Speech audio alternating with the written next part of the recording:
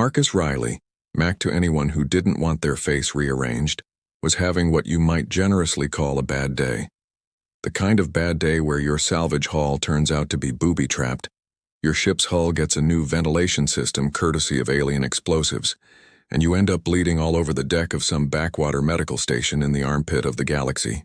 Just patch me up and point me toward the exit, Mac grumbled as two very concerned-looking aliens in medical scrubs fussed over his mangled arm.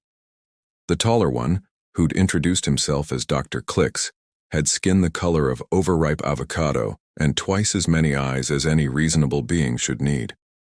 His assistant, Nurse Bendo, looked like someone had crossed an octopus with a filing cabinet and given it anxiety issues. "Sir, we really must run a full medical scan first," Dr. Clicks insisted, his voice carrying that universal tone of healthcare professionals who've given up on bedside manner. Station regulations can kiss my..." Mac started, but Nurse Bendo had already slapped some kind of scanner against his bleeding arm. The device looked older than most civilizations Mac had encountered, all tarnished metal and blinking lights that probably meant something important to someone who wasn't currently bleeding. For a moment, the scanner hummed peacefully. Then it started making sounds that medical equipment definitely shouldn't make. Sounds like a dial-up modem having an existential crisis. That's not normal," Nurse Bendo whispered, tentacles trembling as she stared at the display. The scanner's screen flickered, cycled through what looked like alien hieroglyphs, then settled on bright red letters that even Mac could read. Extinction Survivor Class. Dr. Clicks dropped his medical tricorder. Nurse Bendo made a sound like a deflating balloon. Mac looked between them and the scanner, then back at his still bleeding arm. "So," Mac said after a moment of uncomfortable silence, "does this mean I get a discount on the medical bill?" The two aliens exchanged glances. Well, Dr. Clicks exchanged glances while Nurse Bendo sort of rippled in what Mac assumed was the tentacle equivalent. "Sir," Dr. Clicks said slowly, "when was the last time your species faced an extinction-level event?" Mac scratched his head with his good arm. "You mean like Tuesday? Because Tuesday was rough. Lost a good wrench to the void." "No, I mean..." Dr. Clicks paused, clearly recalibrating his approach for someone who apparently didn't understand the gravity of the situation. "I mean an event that threatened the survival of your entire species." "Oh, that," Mac said. "Well, there was that thing with the dinosaurs, the ice ages, couple of volcanic eruptions, few plagues. That business with the nuclear weapons, climate change, that asteroid we deflected last year, the zombie outbreak of 2157, though technically that was just North America." He stopped because both aliens were staring at him like he'd just admitted to eating their grandmothers. "How many?" Dr. Clicks croaked. Mac shrugged. "I don't know. I wasn't keeping count. We're still here, aren't we?" The scanner chose that moment to start smoking.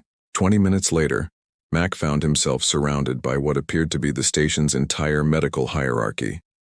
Dr. Clicks had called in Chief Medical Officer Gorthak, a being who looked like someone had taught a boulder to wear a lab coat and develop trust issues. Gorthak had then called in his supervisor, who'd called in her supervisor, and so on until Mac was pretty sure he was looking at the alien equivalent of a medical conference. "Gentlemen," Gorthak announced, his voice carrying the authority of someone who'd spent decades climbing the bureaucratic ladder, "we have a situation." The scanner, now held together with what Mac generously assumed was alien duct tape, sat on the table between them like an unexploded bomb. "The Extinction Survivor Classification System," Gorthak continued, "was developed by the ancient Vexithari civilization approximately 50,000 years ago. It was designed to catalog and study species resilience across the galaxy." Mac raised his hand. "Quick question. Am I getting charged by the hour for this lecture? Because my ship's not going to fix itself." Gorthak ignored him. "The classification system ranks species based on their genetic markers indicating survival of extinction-level events. Most civilized species in the galaxy rate as Class 1, meaning they've survived perhaps one major catastrophe, usually with significant outside assistance." "Uh-huh," Mac said. "And that's good?" "The highest classification we've encountered in modern times," Gorthak continued, "has been Class 3. The Zephyrian Empire, survivors of their sun going nova, a computer uprising, and a really unfortunate incident with sentient mushrooms. Nurse Bendo leaned forward. "Sir, the scanner registered this human as Class 17. The room went dead silent. Mac looked around at the collection of aliens, all of whom were staring at him like he'd just sprouted a second head, which, considering some of the species present, wouldn't have been that unusual. "I'm sorry," Mac said. "Is 17 good or bad? Because where I come from, 17 out of 20 is a solid B+. "There is no Class 20, Dr. Clicks whispered. "The scale was never designed to go that high." "The Vexithari," Gorthak said slowly, "theorized that any species surviving more than 5 extinction events would develop into something they called apex survivors, beings so adapted to catastrophe that they would become essentially unkillable." Max snorted. "Unkillable? Buddy, I nearly died last week because I forgot to check if my coffee was still hot. We're about as killable as they come, we're just too stubborn to stay dead." "But how?" Dr. Clicks asked, genuine scientific curiosity overriding his professional composure. "How does a species survive 17 extinction events?" Mac thought about it for a moment. "Well, first you don't put all your eggs in one basket. Then you learn to duck. Then you get really, really good at making things work when they're not supposed to work. And then—" He paused, realizing he had the undivided attention of every being in the room. "Then you just keep going because giving up is stupid." The medical staff exchanged glances again. Mac was starting to recognize that look. It was the same expression his ex-wife used to get when she was trying to figure out whether he was brilliant or just too dumb to know he should be scared. "The thing is," Gorthak said carefully, "we're currently tracking 47 species in this sector alone that are facing potential extinction events. Ecological collapse, technological disasters, political upheaval. And let me guess," Mac interrupted, "you've been having committee meetings about it." The silence that followed was so profound that Mac could actually hear the station's life support systems humming. "We prefer the term strategic planning sessions," Gorthak said finally. Mac started to laugh. By the time Mac stopped laughing, half the medical staff had excused themselves to attend urgent consultations that definitely weren't panic attacks in disguise. The other half were staring at him like he was a particularly interesting specimen that might explode at any moment. "Sir," a new voice said from the doorway, "I'm Administrator Quella. We need to talk." Mac looked up to see what appeared to be a cross between a praying mantis and a filing cabinet, complete with multiple arms that seemed specifically designed for shuffling paperwork. Behind her stood a human woman in diplomatic attire, who looked like she'd spent the last 5 years fighting a losing battle against galactic bureaucracy. "Finally," Mac said. "Another human. Please tell me you're here to get me out of this circus." The woman smiled grimly. "I'm Zara Pike, Cultural Liaison, and I'm afraid you've just made yourself the most interesting person in this sector, which in galactic terms means you're about to become everyone else's problem." Administrator Quella's mandibles clicked in what Mac assumed was either agreement or hunger. "Mr. Riley, your classification presents significant administrative challenges. We're going to need to transfer you to our Special Observation Wing while we determine appropriate protocols." "Special Observation Wing?" Mac asked. "That sounds suspiciously like fancy jail."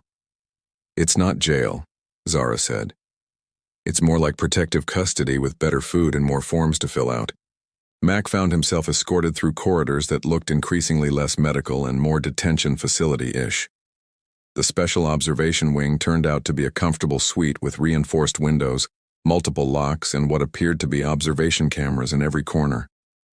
"Right," Mac said, settling into a chair that was clearly designed for someone with a completely different anatomy.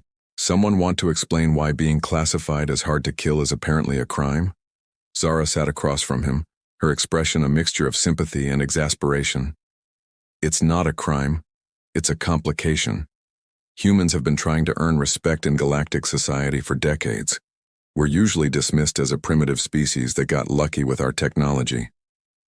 And now they think we might be the galactic equivalent of cockroaches, impossible to get rid of and probably carrying diseases." Mac considered this. I mean, they're not entirely wrong about the diseases part. You should see what happens when human flu meets an alien respiratory system. That's not helping. Administrator Quella returned with what appeared to be an entire filing cabinet worth of paperwork.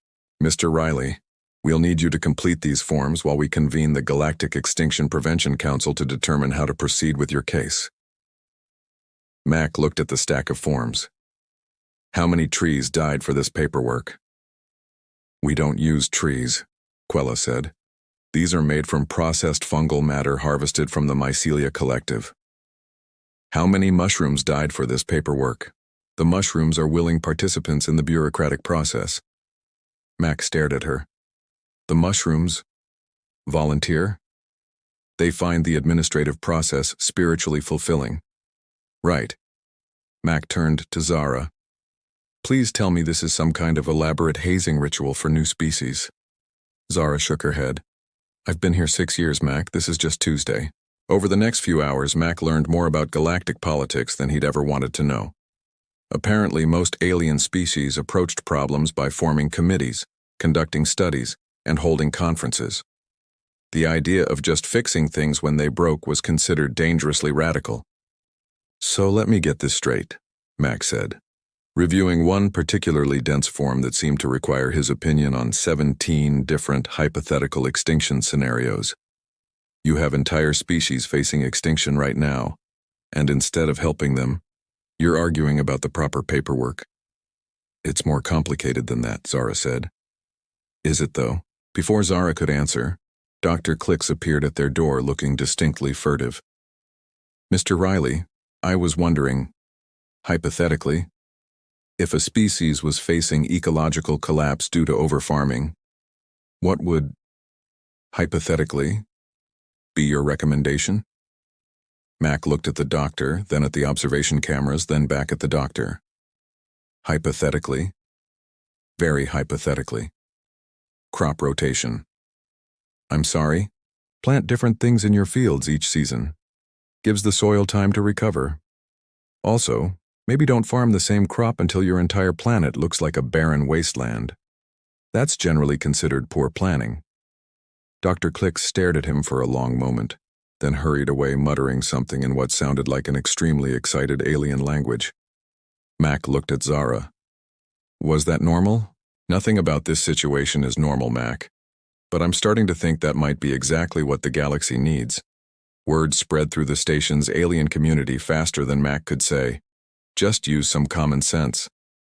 Within 2 days, his special observation wing had turned into what could generously be called a consulting office, and less generously called a zoo exhibit, where the animals gave advice. It started with Dr. Clicks's people, the Blorblings. Apparently their homeworld was facing ecological collapse because they'd been farming the same nutrient-rich slime for 3,000 years without ever considering that maybe, just maybe, the soil might need a break. You need to rotate your crops, Mac explained to a delegation of Blorblings who looked like someone had taught jellyfish to wear business suits. Plant nitrogen-fixing organisms one season, slime-producing organisms the next. Give your soil time to recover. The lead Blorbling vibrated, and what Mac had learned was their equivalent of excitement. This is revolutionary. We must form a committee to study the implications of this crop rotation concept. Or, Mac suggested, you could just try it on a small patch of land first, see if it works, then expand if it does.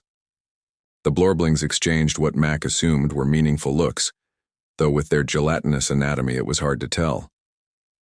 Just try it? Another Blorbling asked. Without a full environmental impact study?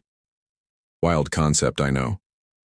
Next came the crystalline hegemony, whose representatives looked like someone had taught a collection of fancy rocks to develop anxiety disorders. Their problem was more straightforward. Their central computer system had been infected with a virus and was slowly shutting down their entire civilization. Have you tried turning it off and on again? Mac asked. The lead crystal, who'd introduced himself as Resonance of Distant Thunder on Stillwater, which Mac had shortened to Rez, made a sound like wind chimes in a hurricane. Our computer systems are too complex for such primitive solutions. Humor me. 30 minutes later, Rez was back. his crystalline structure practically glowing with what Mac assumed was embarrassment. The primitive solution appears to have resolved our civilization-ending crisis. Yeah, that happens sometimes. The Tentacle Confederation's problem was more dramatic. Their homeworld was being overrun by what they called void locusts, essentially space bugs with an appetite for their technology and a reproductive rate that made rabbits look conservative. Bug spray, Mac said simply. I beg your pardon? Pesticides, chemical compounds designed to kill insects without harming the local ecosystem. We've got about 12,000 different varieties depending on what you're trying to kill and what you're trying to not kill.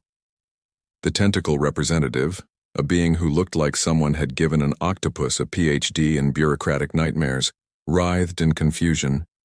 But the void locusts are highly evolved organisms with complex behavioral patterns. So are the bugs we spray on Earth. They're still bugs. Each solution was apparently revolutionary by galactic standards and hilariously obvious by human ones. Mac was starting to understand why his species had a reputation for being either incredibly lucky or impossibly stupid. From the outside, it probably looked like the same thing. Zara watched the parade of grateful aliens with a mixture of amusement and concern. You realize you're single-handedly undermining about 50,000 years of galactic problem-solving methodology. Is that a bad thing? That depends entirely on who you ask. The answer came in the form of Administrator Quella, who appeared looking more frazzled than Mac had thought possible for someone made of what appeared to be organic filing materials. Mr. Riley, she said, we have a situation. Another one? The Galactic Extinction Prevention Council has noticed your unauthorized consultations. They're sending an investigation team. Mac looked around his comfortable prison office where a line of various alien species was waiting to ask him about problems that apparently couldn't be solved by the most advanced civilizations in the galaxy. Let me guess, Mac said. They're not happy about the whole actually solving problems thing. They prefer a more methodical approach. Right, committees. Strategic planning initiatives with comprehensive oversight protocols. Mac sighed and turned to the next alien in line who appeared to be some kind of sentient plant having an identity crisis. What can I help you with? Our people are dying because we cannot photosynthesize efficiently in our current stellar environment. Have you considered moving closer to your sun? That is actually an option we had not explored. Zara caught Mac's eye and mouthed trouble, while pointing toward the corridor where the sound of official footsteps was growing louder. Mac grinned. Looks like things are about to get interesting. The Galactic Extinction Prevention Council arrived with all the subtlety of a meteor strike and twice the bureaucratic firepower. Supreme Coordinator Blaximus, a being who looked like someone had crossed a military dictator with a tax auditor, swept into Mac's observation suite followed by what appeared to be half the station's administrative staff. Mr. Riley, Blaximus announced, his voice carrying the kind of authority that probably required licensing in 17 different jurisdictions. You are in violation of approximately 47 galactic regulations regarding unauthorized consultation, unlicensed advisory services, and distribution of potentially dangerous survival methodologies. Mac looked up from where he'd been explaining to a delegation of worried-looking mushroom people why maybe they shouldn't build their entire civilization in a flammable forest. Dangerous survival methodologies? You mean like, don't build your house out of matches? Your reckless dispensation of so-called common-sense solutions has destabilized established extinction prevention protocols across 3 sectors. Oh no, Mac said with absolutely zero concern. People are solving their problems instead of forming committees about them. How terrible. Blaximus's various appendages, Mac counted at least 12, writhed in what was probably bureaucratic indignation. Do you have any idea how many carefully constructed administrative frameworks you've undermined? Not nearly enough, apparently. Zara stepped forward, her diplomatic training kicking in.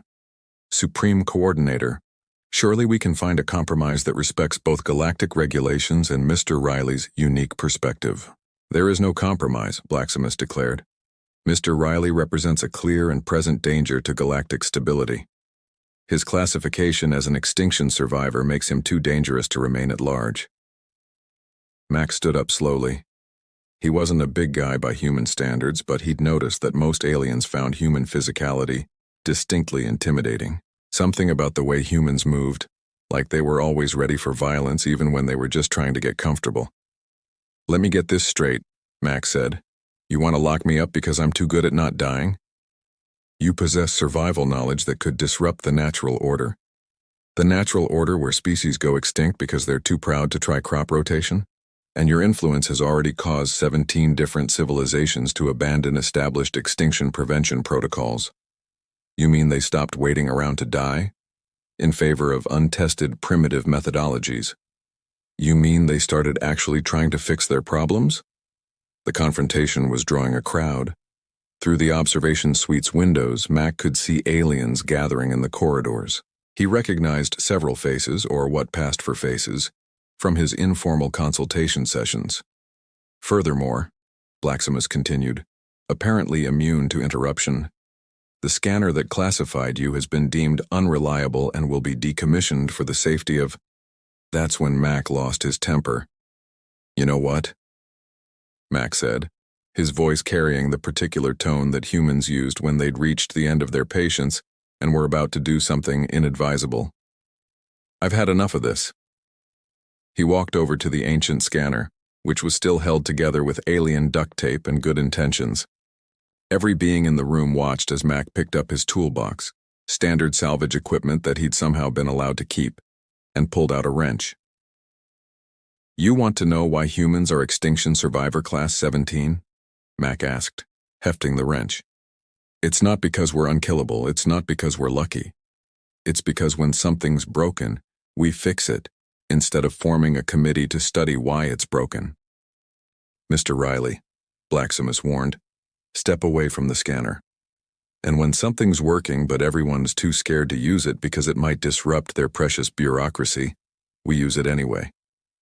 Mac brought the wrench down on the scanner's side panel with a satisfying clang. Sparks flew, lights flickered, and the ancient device made a sound like a dying accordion. And when some pompous jackass with delusions of authority tries to tell us we're too dangerous to solve problems, another clang, another shower of sparks. We remind them that the universe is a hostile place, and the only way to survive it is to adapt, improvise, and never ever give up just because someone in a fancy suit tells you to. The scanner's display flickered one last time, cycling through its ancient alien text before settling on a new message in bright, cheerful letters. "Have a nice day." Then it died with the electronic wheeze that sounded almost relieved. The room was dead silent for exactly 3 seconds before chaos erupted. Half the bureaucrats started shouting about property damage and regulatory violations. The other half started backing toward the exits as if Mac might decide to fix them next. But through the windows, Mac could see the aliens in the corridors. And they weren't backing away. They were clapping. Dr. Clicks pushed through the crowd, his avocado-colored face flushed with what Mac was pretty sure was alien adrenaline. "Supreme Coordinator," he announced, "I formally protest this investigation." "Dr. Clicks," Blaximus sputtered, "return to your duties immediately." "My duties include preserving life," Dr. Clicks shot back. "Mr. Riley has done more to prevent extinctions in 3 days than this council has managed in 3 decades. More voices joined in. Nurse Bendo's nervous tentacle fluttering had transformed into what Mac realized was militant support. Administrator Quella, who Mac had written off as a hopeless bureaucrat, stepped forward with her mandibles clicking in what was definitely not hunger. "The Blorbling delegation reports successful crop rotation trials," she announced. "Soil recovery exceeds all projections. The crystalline hegemony confirms full system restoration." Another voice called out. "Void locust populations down 97% and falling." Blaximus looked around the room, his multiple eyes taking in the sea of suddenly rebellious aliens. This is highly irregular." Mac grinned and sat back down in his anatomically incorrect chair. "Welcome to the human approach to problem-solving, Supreme Coordinator. We call it getting stuff done." 3 months later, Mac was sitting in his new office, a converted storage bay that he'd transformed into something that was part workshop, part consultation center, and part bar. The Extinction Prevention Through Common Sense sign hanging over the door had been Zara's idea, though Mac suspected she'd been at least partly sarcastic when she suggested it. "So," Mac said, leaning back in a chair he'd actually built for human proportions, "let me see if I understand your problem correctly. Your people are dying of thirst despite living on a planet that's 70% water?" The Aquatic Council representative, a being that looked like someone had taught a fish to evolve opposable thumbs and anxiety, nodded miserably. "The water is contaminated with industrial runoff from our manufacturing centers." "And you've tried what exactly?" "We've formed the Committee for Aquatic Preservation, the Task Force for Water Quality Assessment, the Strategic Planning Initiative for Liquid Resource Management." Mac held up a hand. "Have you tried cleaning the water?" "I'm sorry?" "Filtration, water treatment. You know, the process of taking dirty water and making it not dirty anymore." The fish being stared at him. That's possible?" Mac looked over at Zara, who was sitting behind what used to be Administrator Quella's desk, before Quella had been promoted to run the newly created Department of Practical Solutions. Zara just smiled and made a note in her appointment book. "Dr. Clicks," Mac called out, "you want to handle this one? I think your people developed some decent water purification tech during their slime farming crisis." Dr. Clicks looked up from where he'd been reviewing applications for the station's expanded medical program. "Of course. We'd be happy to share our research. No committees required." The Aquatic Council representative left with detailed plans for 3 different water treatment systems, a timeline for implementation, and what Mac was pretty sure was the alien equivalent of tears of joy streaming down his face. "Next," Zara called out. Mac's consulting business had turned into something neither of them had expected. The official designation was Galactic Extinction Prevention Consultant, but everyone just called him Mac. His methods were unorthodox, his paperwork was minimal, and his success rate was approximately 100% higher than traditional galactic problem-solving approaches. The ancient Vexithari medical scanner had been officially replaced with a simple sticky note attached to Mac's desk that read, "Ask Mac," in 17 different languages. It was considerably more efficient than the original system and significantly less likely to explode.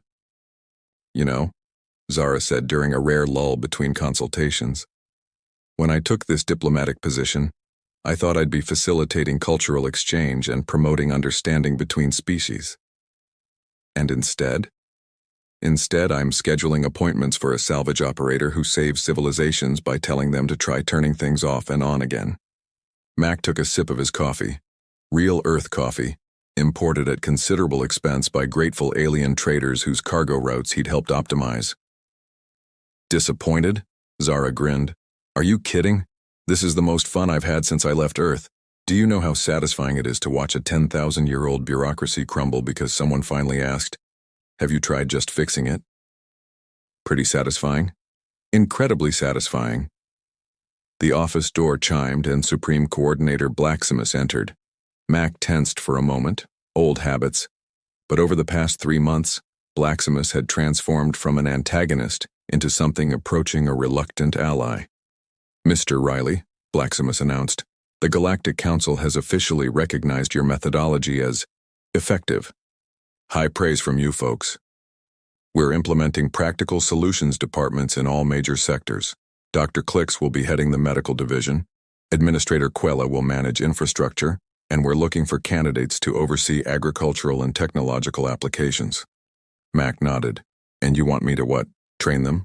We want you to keep doing exactly what you've been doing, solving problems that everyone else thinks are too complicated to solve." After Blaximus left, Mac leaned back in his chair and looked around his converted storage bay office. Through the windows, he could see the station's main corridor, where representatives from dozens of species were going about their daily business. Most of them had, at one point or another, stopped by to ask him about some problem that was threatening their civilization's existence. "You know what's funny?" Mac said to Zara. "What's that?" "All this time, they've been calling humans primitive because we don't have fancy technology or 1,000-year strategic planning cycles. But it turns out, that's exactly why we're good at surviving. When something's trying to kill you, you don't have time to form a committee about it. You just figure out how to not die and keep moving." Zara made a note in her appointment book. Speaking of which, we have a delegation coming in tomorrow from the Silicon Valley Collective. They are facing extinction because their artificial intelligence achieved sentience and decided to become a poet instead of managing their infrastructure. Mac grinned and reached for his toolbox. Let me guess, they need someone to explain the concept of backup systems to a galaxy-spanning civilization run by computers. That's exactly what they need. Right then. Mac stood up and adjusted the sign hanging over his desk. A hand-lettered piece of cardboard that read, Extinction Prevention Services. If it's broken, we'll fix it. If it's not broken yet, we'll show you how to keep it that way. He looked out at the busy corridor at the thriving community of aliens who'd learned that most problems weren't as complicated as they seemed, and at the future he'd accidentally helped create by being too stubborn to die quietly in a medical wing. You know, Zara, Mac said, when I woke up this morning 3 months ago, all I wanted was to get my arm patched up and maybe grab a drink. And now? Mac walked over to the small bar he'd installed in the corner of the office, where an extremely grateful crystalline hegemony engineer was tending bar as payment for the miraculous computer repair that had saved his entire civilization. Now I think I'll have that drink. The bartender, whose crystalline structure chimed pleasantly as he worked, slid a perfectly crafted beverage across the bar. On the house, Mr. Riley. It's the least we can do for the being who taught us that the most complex problems often have the simplest solutions. Mac raised his glass in a toast to the bustling station outside his windows, to the countless species who'd learned that survival was less about advanced technology and more about advanced stubbornness, and to the beautiful, chaotic, perfectly imperfect process of just figuring it out as you go. To extinction prevention, he said, and the revolutionary concept of actually trying to prevent it. He took a sip, smiled, and got back to work.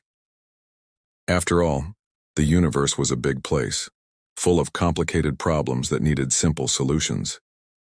And Mac had always been good at fixing things.